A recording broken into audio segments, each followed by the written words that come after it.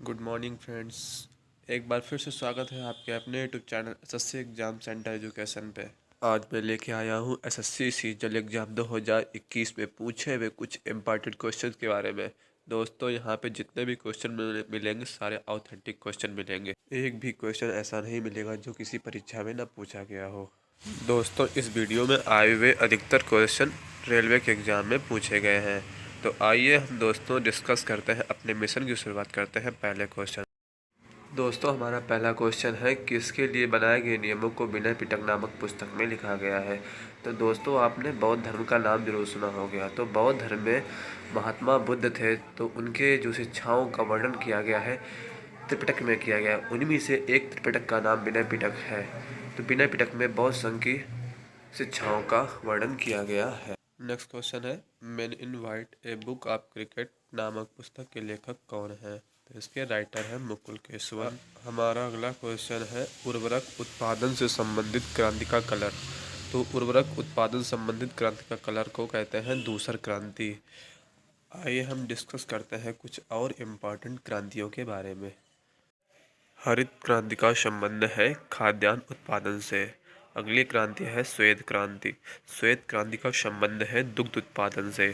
पीली क्रांति, पीली क्रांति मतलब जो सरसों होता है पीला, तो इससे हम समझ सकते हैं खाद्य तेलों तिलहन के फसलों से संबंधित है। नीली क्रांति संबंधित है मछली के उत्पादन से। अगली क्रांति है गुलाबी क्रांति। यह प्याज और झींगा मछली के उत्पादन के लिए प्रसिद्ध है। और नेक्स्ट क्रांति है काली क्रांति। तो पेट्रोलियम और खनिज उत्पादों के लिए प्रसिद्ध है काली क्रांति। तो आइए हम डिस्कस करते हैं अपना नेक्स्ट। हमारा नेक्स्ट क्वेश्चन है, सबसे ज़्यादा 5 बार राष्ट्रमंडल खेल आयोजित करने वाला देश कौन सा है। तो दोस्तों, इसका राइट आंसर है ऑस्ट्रेलिया। ऑस्ट्रेलिया ने 1938, 1962, 1982, 2006 और 2018 में राष्ट्रमंडल खेलों का सफल आयोजन किया है। कनाडा ने 4 बार किया है। प्रथम बार हैमिल्टन कनाडा में ही हुआ था। न्यूजीलैंड ने 3 बार सफल आयोजन किया है और 2022 में राष्ट्रमंडल खेलों का आयोजन हुआ था बर्मिंघम इंग्लैंड में, जो कि हमारा करंट अफेयर्स का इम्पॉर्टेंट क्वेश्चन है।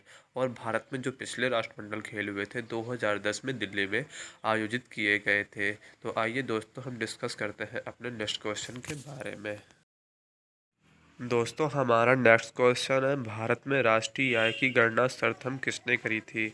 तो दोस्तों, इसका राइट आंसर है सर्वप्रथम दादा भाई नौरोजी ने भारत की राष्ट्रीय आय की गणना 1867 और 68 में की थी, जो कि धन के पलायन के सिद्धांत पर आधारित थी।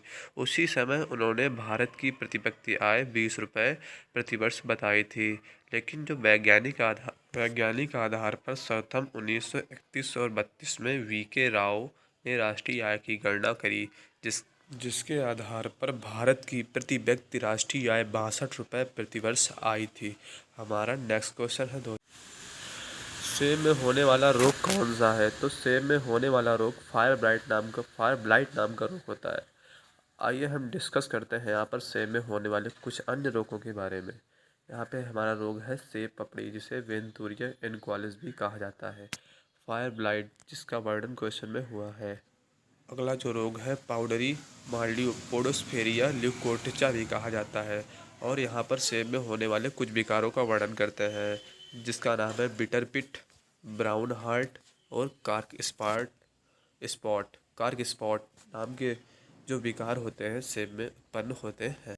आइए दोस्तों हम डिस्कस करते हैं अपने नेक्स्ट क्वेश्चन के बारे में। हमारा नेक्स्ट क्वेश्चन है, भारत का प्रथम संचार उपग्रह कौन सा है। भारत का प्रथम संचार उपग्रह है एप्पल। इसका फुल फॉर्म है एरेन पैसेंजर पेलोड एक्सपेरिमेंट। इसी के द्वारा भारत का प्रथम संचार उपग्रह छोड़ा गया था। इंडिया का प्रथम कम्युनिकेशन सैटेलाइट जो लॉन्च हुआ था 1987 में लॉन्च हुआ था। भारत का प्रथम दूर संवेदी उपग्रह कौन है। तो स्क्रॉस ए। जो भारत का प्रथम संचार उपग्रह था उसका नाम क्या था, आर्बट। दोस्तों, यहाँ पे डिफरेंट है, ये दोस्त डिफरेंट ये है, वो संचार उपग्रह था और ये भारत का आर्बट जो है यो भारत का प्रथम सैटेलाइट था। और जो प्रथम संचार सैटेलाइट था वो एप्पल था, और जो प्रथम सैटेलाइट था वो आर्यभट्ट था।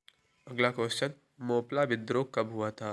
तो इसका राइट आंसर है मोपला विद्रोह, जिसे मालाबार विद्रोह भी कहा जाता है। ये 1921 में हुआ था। ये विद्रोह जब हुआ था तो केरल के मोपला मुसलमानों और स्थानीय जमींदारों द्वारा 1921 में ब्रिटेन के विरुद्ध किया गया था। विनायक दामोदर सावरकर ने मोपला नामक उपन्यास की रचना करी है। नेक्स्ट क्वेश्चन, एनआईयू की फुल फॉर्म क्या है? तो इसका फुल फॉर्म होता है नेटवर्क इंटरफेस यूनिट। दोस्तों, आजकल के कंपटीशन के एग्जाम में फुल फॉर्म से संबंधित बहुत सारे क्वेश्चन पूछे जाते हैं, तो आप इनको याद कर लीजिए। हमारा नेक्स्ट क्वेश्चन है, अर्थशास्त्र में नोबेल प्राइज 2020 किसे दिया गया है? तो इसका राइट आंसर है पॉल आर मिलोग्रोम और रॉबर्ट वी विल्सन को अर्थशास्त्र का नोबेल प्राइज दिया गया है। मिलग्रोम और विल्सन को यह पुरस्कार ऑक्शन थ्योरी नीलामी सिद्धांत में सुधार के लिए दिया गया है। दोस्तों, अगले क्वेश्चन को डिस्कस करने से पहले आप लोगों से मैं एक रिक्वेस्ट करना चाहूँगा कि अगर वीडियो आप लोगों को अच्छा लगे तो प्लीज़ चैनल को लाइक, सब्सक्राइब और शेयर कर दें। दोस्तों, वीडियो को बनाने में बहुत मेहनत लगती है, तो अगर आपको वीडियो अच्छा लगे तो वीडियो को लाइक, सब्सक्राइब और शेयर ज़रूर करें।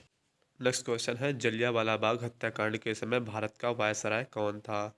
तो इसका राइट आंसर है लॉर्ड चैम्सफोर्ड। दोस्तों, जो जलियांवाला बाग हत्याकांड हुआ था वो अमृतसर में हुआ था। अगला क्वेश्चन जलियांवाला बाग का हत्याकांड से ही संबंधित है कि ये कब हुआ था? तो जलियांवाला बाग हत्याकांड 13 अप्रैल 1919 को हुआ था, acting brigadier general Reginald Dyer के आदेश पर, जिसने गोली चलाने का आदेश दिया था। अगला क्वेश्चन है, सूर्य की चमकीली सतह को क्या कहा जाता है? सूर्य की चमकीली सतह को फोटोस्फीयर कहा जाता है। दोस्तों, हम डिस्कस करते हैं फोटोस्फीयर के घटक के बारे में। भार के अनुसार जो होता है हाइड्रोजन उसमें 73.46% होता है, हीलियम होता है 24.85% और ऑक्सीजन होता है 0.77%। और इसके बाद इसमें कार्बन भी होता है जिसकी मात्रा होती है 0.29%। अगला क्वेश्चन है, सापेक्षता का सिद्धांत किसने दिया? सापेक्षता का सिद्धांत थ्योरी अल्बर्ट आइंस्टीन ने दिया था। दोस्तों, आप लोगों ने अल्बर्ट आइंस्टीन का नाम अवश्य सुना होगा। इन्हें ही आधुनिक भौतिकी का जनक कहा जाता है, मतलब पिता कहा जाता है। अगला क्वेश्चन है, इंडियन फ्लैग को ब्रिटेन से चुराकर कौन लाया था? तो दोस्तों, इसका आंसर नहीं मिल सका है। अगर आप लोगों को पता है तो कमेंट में ज़रूर बताएं। यहाँ पर हम डिस्कस कर रहे हैं उसी ध्वज से संबंधित कुछ और इम्पोर्टेंट क्वेश्चंस के बारे में। विदेशी धरती पर भारतीय ध्वज को फहराने वाला प्रथम भारतीय कौन था? तो इसका राइट आंसर है मैडम बीकाजी कामा। जर्मनी में स्टटगार्ट में विदेशी धरती पर भारतीय ध्वज को फहराने वाले प्रथम भारतीय थे। दोस्तों, जो भारतीय ध्वज था उसको डिजाइन करने वाले कौन थे? तो इसके राइट आंसर है पिंगाली वेंकैया। पिंगाली वेंकैया ने ही भारतीय ध्वज को डिजाइन किया है। जो आप लोग देखते हैं भारत के झंडे में 3 कलर होते हैं और बीच में चक्र होता है, तो इसको डिजाइन करने वाले जो थे उनका नाम था पिंगाली वेंकैया। दोस्तों, हमारा नेक्स्ट क्वेश्चन है, संविधान सभा का विचार सर्वप्रथम किसने दिया था? तो इसका राइट आंसर है संविधान सभा का विचार सर्वप्रथम स्वराज पार्टी ने वर्ष 1934 में दिया था। और जो स्वराज पार्टी है इसकी स्थापना सन 1923 में पंडित जवाहरलाल नेहरू के पिता मोतीलाल नेहरू एवं चित्तरंजन दास ने इलाहाबाद में करी थी। और जो संविधान सभा का प्रस्ताव था 1934 में एम.एन. राय के द्वारा पारित किया गया था। हमारा नेक्स्ट क्वेश्चन है, टिहरी जल विद्युत परियोजना किस राज्य में है? टिहरी जल विद्युत परियोजना उत्तराखंड राज्य के टिहरी जिले में भागीरथ नदी पर स्थित है। हमारा नेक्स्ट क्वेश्चन है, प्रधानमंत्री कौशल विकास योजना किस मंत्रालय के अधीन आता है? तो इसका राइट आंसर है स्किल डेवलपमेंट एंड एंटरप्रेन्योरशिप। प्रधानमंत्री कौशल विकास योजना का शुभारंभ 16 जुलाई 2015 में प्रधानमंत्री श्री नरेंद्र मोदी के द्वारा किया गया था। तो दोस्तों, यहाँ पे जितने भी क्वेश्चन हैं आप लोगों ने देखा होगा सारी क्वेश्चन ऑथेंटिक है और एक भी ऐसा क्वेश्चन नहीं होगा जो परीक्षा में ना पूछा गया। दोस्तों, हमारा नेक्स्ट क्वेश्चन है, 49वीं समांतर रेखा किन दो देशों के मध्य स्थित है?